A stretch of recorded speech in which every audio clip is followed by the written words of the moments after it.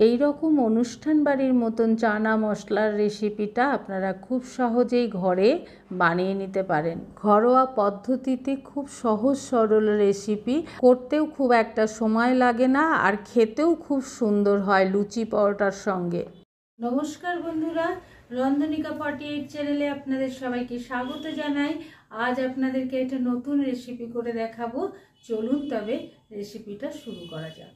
আগের দিন রাত্রেবেলায় চানা মশলাটাকে ভিজিয়ে রাখলে খুব সুন্দর ফুলে যায়, সেই জন্য আগের দিন ভিজিয়ে রেখেছিলাম। তারপর সেই জলটা ফেলে দিলাম, ফেলে দিয়ে গ্যাস ওভেনে কুকার চাপিয়ে দিয়ে তার ভেতর জল দিলাম, জল দিয়ে স্বাদ অনুসারে লবণ দিলাম আর হাফ চামচ মতন খাবার সোডা দিলাম, দিয়ে চানা মশলাগুলো কুকারের ভেতর দিয়ে দেবো। চানা মশলাগুলো দেওয়া হয়ে গেলে ঢাকা লাগিয়ে 5টা সিটি মেরে নিতে হবে। 5টা সিটি মারতে বসিয়ে দেবো। বসিয়ে দিয়ে চানা মশলাটা করার জন্যে যা যা লাগবে সেগুলো কেটে রেডি করে নিয়েছি। আলু, পেঁয়াজ, টমেটো, রসুন, কাঁচা লঙ্কা, আদা।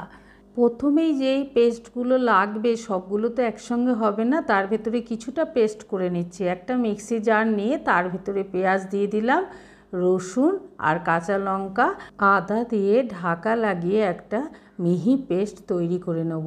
পেস্টটা হয়ে গেলে একটা বাটিতে ঢেলে রেখে দেবো। তারপর কড়াইটা গ্যাস ওভেনে বসিয়ে দিয়ে তার ভেতর মেথি পাতা দিয়ে মেথি পাতাটা ভেজে নিতে হবে।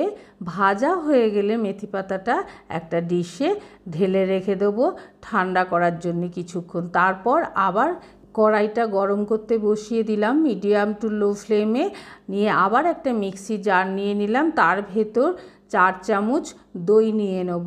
দই যখন 4 চামচ দেওয়া হয়ে যাবে তার ভেতরে অল্প একটু ময়দা দিয়ে দেবো, দিয়ে ঢাকা লাগিয়ে দইটাকে ফেটিয়ে নেব। এইভাবে ময়দা দিয়ে যদি আপনারা দইটা ফেটিয়ে নেন তাহলে দইটা যখন গরম অবস্থায় দেবেন দই কিন্তু ফেটে যাবে না। দইটা ফেটানো হয়ে গেলে একটা বাটিতে রেখে দেবো। কড়াইটা এতক্ষণে গরম হয়ে গেছে, তার ভেতর তেল দিয়ে দেবো। তেলটাকে হালকা করে গরম করে নিতে হবে, না হলে কড়াইয়ে লেগে যেতে পারে। তারপর কড়াইয়ের গায়ে তেলটাকে ভালো করে লাগিয়ে নিয়ে আলুগুলো কড়াইয়ের তেলের ভেতর দিয়ে দেবো। আপনাদের কাছে একটা অনুরোধ রইল, পুরো রেসিপিটা দেখবেন, কেটে কেটে দেখবেন না, তাহলে একটু কিছু মিস হয়ে গেলে তখন রান্নাটা ঠিক করে হবে না। রান্না ভালো না হলে খেতেও ভালো লাগবে না। সব আলুটা দেওয়া হয়ে গেলে আলুটা ভাজতে বসিয়ে দিয়ে আবার একটা মিক্সি জার নিয়ে নেবো, তার ভেতর টমেটো দিয়ে দেবো। টমেটোটা দিয়ে ঢাকা লাগিয়ে একটা টমেটোর পেস্ট তৈরি করে নেব। পেস্টটা একটা বাটিতে ঢেলে রেডি করে রেখে দেবো। মোটামুটি মশলা সব রেডি হয়ে গেছে আর এতক্ষণে আলুটা ভাজা হয়ে গেছে। এইবার নেড়ে নিয়ে আলুটাকে একটা থালায় ঝান্নার সাহায্যে তুলে নেব। আপনাদের এই অনুষ্ঠান বাড়ির মতন চানা মশলার রেসিপিটা যদি ভালো লাগে তাহলে সাবস্ক্রাইব করে নোটিফিকেশানটা অন করে রাখবেন। যখনই কোনো ভিডিও ফেলা হবে সবার আগে আপনাদের কাছে যেন নোটিফিকেশানটা পৌঁছে যায়। আলুটা তোলার পর কড়াইয়ে যে তেলটা ছিল তার ভেতর গোটা জিরে আর শুকনো লঙ্কা ফোড়ন দিয়ে দিলাম। শুকনো লঙ্কার গোটা জিরেটা যখন একটু ভাজা হয়ে যাবে, সুন্দর একটা গন্ধ বেরোবে, তখন এর ভেতর লবঙ্গ, দারচিনি, এলাচ দিয়ে দেবো, দিয়ে একটু ভেজে নেব। ভাজা যখন হয়ে যাবে আগে থেকে যে পেঁয়াজ, রসুন, কাঁচা লঙ্কা, আদা যে পেস্টটা তৈরি করে রেখেছিলাম সেই পেস্টটা কড়াইয়ে তেলের ভেতর দিয়ে নেড়ে নিতে হবে। নাড়তে নাড়তে বেশ কিছুক্ষণ ভেজে নিতে হবে।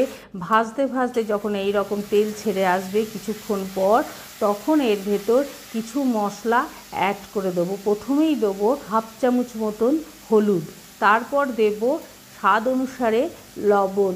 লবণটা যখন দেওয়া হয়ে যাবে তার ভেতর দেব রঙের জন্যে কাশ্মীরি লঙ্কার গুঁড়ো 1 চামচ দিয়ে দেবো। দিয়ে ভালো করে নেড়ে নিয়ে মশলাগুলোকে সব একসঙ্গে মিশিয়ে নিয়ে বেশ কিছুক্ষণ ভেজে নিতে হবে। আপনাদের খুব সহজে কম মশলা দিয়ে ঘরোয়া পদ্ধতিতে রেস্টুরেন্ট স্টাইলের চানা মশলা ঘরে করে আপনাদের দেখাচ্ছি। যেই মশলাটা বেশ ভাজা হয়ে যাবে, আবার সাইড থেকে তেল ছাড়তে লাগবে, তখন টমেটো পেস্টটা কড়াইয়ের ভেতর দিয়ে দেবো। দিয়ে নেড়ে নিয়ে টমেটো পেস্টটা মশলার সঙ্গে খুব ভালো করে মিশিয়ে নিয়ে আবার কিছুক্ষণ ভাজতে হবে। যতক্ষণ পর্যন্ত টমেটো থেকে গন্ধটা না যাচ্ছে আর তেল না ছাড়ছে ততক্ষণ মশলাটাকে ভাজতে হবে। যখন ভাজা হয়ে যাবে তখন হাফ চামচ মতন জিরে গুঁড়ো আর হাফ চামচ মতন ধনে গুঁড়ো দিয়ে দেবো। দিয়ে আবার মশলাটাকে ভাজতে হবে যতক্ষণ পর্যন্ত জিরের আর ধনের গন্ধ না যাচ্ছে ততক্ষণ ভেজে নিতে হবে। যখন জিরে আর ধনের গন্ধ খানিকটা চলে যাবে তখন আগে থেকে ভেজে রাখা আলুগুলো কড়াইয়ের ভেতর দিয়ে দিতে হবে। দিয়ে নেড়ে নিয়ে মিশিয়ে নিয়ে আবার কিছুক্ষণ ভাজতে হবে। এই সময় ভাজাটা কিন্তু একটু ধৈর্য ধরে করতে হবে। আর আপনাদের আগেও প্রত্যেকটা ভিডিওতে বলি, রান্না কিন্তু ভালোবাসার জিনিস। যদি আপনি ভালোবেসে করেন তাহলে রান্নাটা খুব সুন্দর খেতে হয়।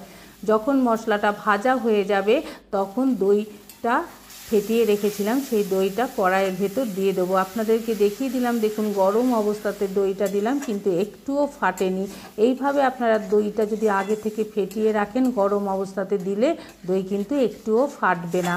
তারপর বেশ কিছুক্ষণ কষিয়ে নেওয়া হয়ে গেলে তখন চানাটা সেদ্ধ করে রেখেছিলাম সেই সেদ্ধ চানাটা কড়াইয়ের ভেতর দিয়ে দিতে হবে। দিয়ে সব চানা মশলাটা যখন দেওয়া হয়ে যাবে তখন আস্তে আস্তে খুন্তি দিয়ে মশলার সঙ্গে মিশিয়ে নিতে হবে। চানাটা খুব সুন্দর সেদ্ধ হয়ে গেছে, আপনারা দেখে নিশ্চয়ই বুঝতে পারছেন।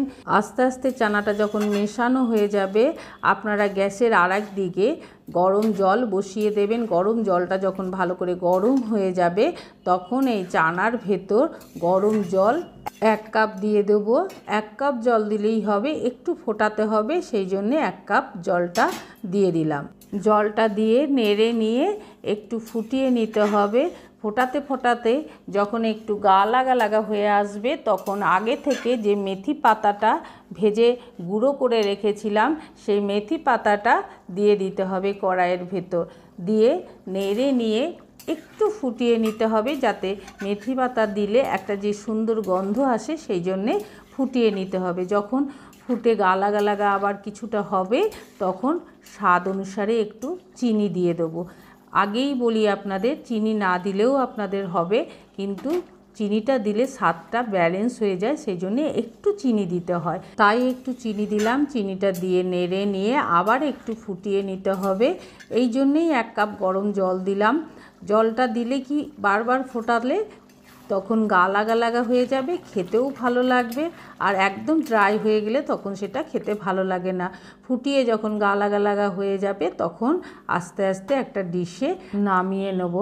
আপনাদের এই অনুষ্ঠান বাড়ির মতন চানা মশলার সহজ সরল ঘরোয়া পদ্ধতিতে রেসিপিটা আপনাদের কেমন লেগেছে অবশ্যই কমেন্ট করে জানাবেন। আর কমেন্ট করলে অনেক উৎসাহ বাড়ে, আনন্দ হয়, তাহলে নতুন নতুন ভিডিও করার উৎসাহটা অনেক বেশি বেড়ে যায়।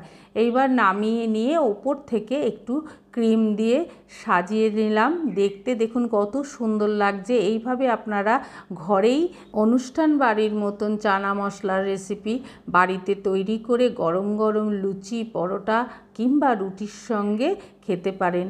গরম গরম লুচির সঙ্গে এইভাবে অনুষ্ঠান বাড়ির মতন চানা মশলা দিয়ে থালাতে সাজিয়ে দিলাম। আপনারা সবাই ভালো থাকবেন, সুস্থ থাকবেন, সাবধানে থাকবেন। পরে আবার নতুন একটা রেসিপি নিয়ে আপনাদের সঙ্গে দেখা হবে। পুরো রেসিপিটা দেখার জন্যে অসংখ্য ধন্যবাদ।